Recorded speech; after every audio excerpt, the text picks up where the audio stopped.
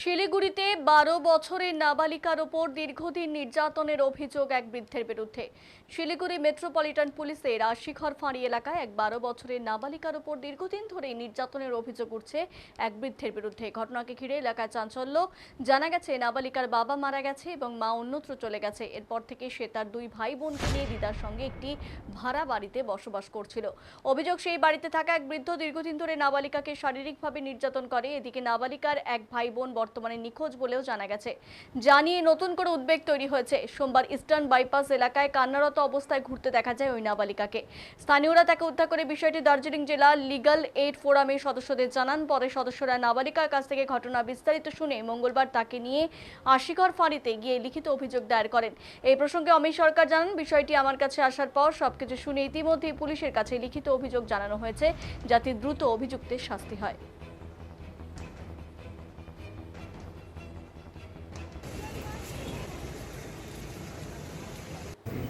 কি ঘটনা হয়েছে?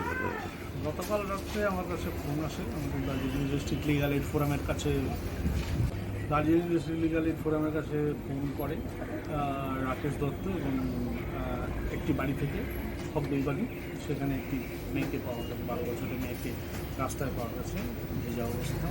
সে একা ঘুরছিল। তারপরে আমি ফোন পেয়ে আমি সকালে আসি। সেখানে এসে দেখি রাত্রে দুজন স্কুল ছাত্রী, খুব ভালো দুই বাড়ি, তারা ওই বাড়িতে তাকে রেখেছিল। আমি আসার পরে আজকে সকালে মেয়েটির কাছে শুনলাম।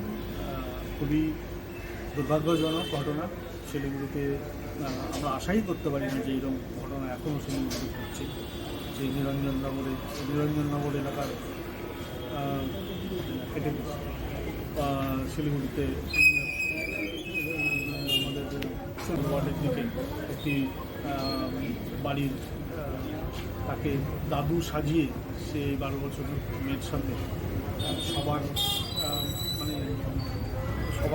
প্রায় সবার অনেকের সম্মতিতে এবং ভয় দেখিয়ে বলপূর্বক তাকে ধর্ষণ করেন এবং তারপরে তার শারীরিক গোপনাঙ্গে, তার যৌনাঙ্গে প্রচুর আঘাত করে, মানসিকভাবে তাকে বিধ্বস্ত করে।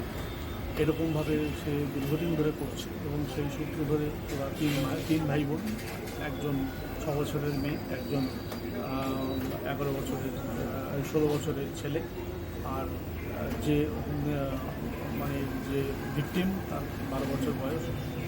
তারা সবাই এই অত্যাচারে বাড়ি থেকে বেরিয়ে কেউ পালিয়ে যাচ্ছে, দীর্ঘদিন কেউ পালিয়ে যাচ্ছে, কেউ নিজ ইচ্ছায় বেরিয়ে যাচ্ছে, কেউ থানাতে আসবে বলে যাচ্ছে। আবার যখনই বাড়িতে যাচ্ছে তখন তাকে চেন দিয়ে বেঁধে রাখা হচ্ছে। কেন কমপ্লেন করতে গেছে, বিশাল ধমকি, থ্রেট, এই সমস্ত চলছে। তো আজকে সকালে শুনে আমরা Darjeeling district legal aid forum থেকে রাকেশ দত্তদের সহযোগিতায় আশিঘরে মেয়েটিকে নিয়ে আসি। মেয়েটি নিজের বয়ানে লিখে সে সমস্ত ঘটনা খুলে বলছে এবং তাকে যা প্রসিডিওর, আশা করি পক্সো কেস দেবে। পক্সো তার সঙ্গে আরও কিছু আছে, যা আছে সেই সমস্ত স্পেশাল অ্যাক্টের কেসগুলো হবে।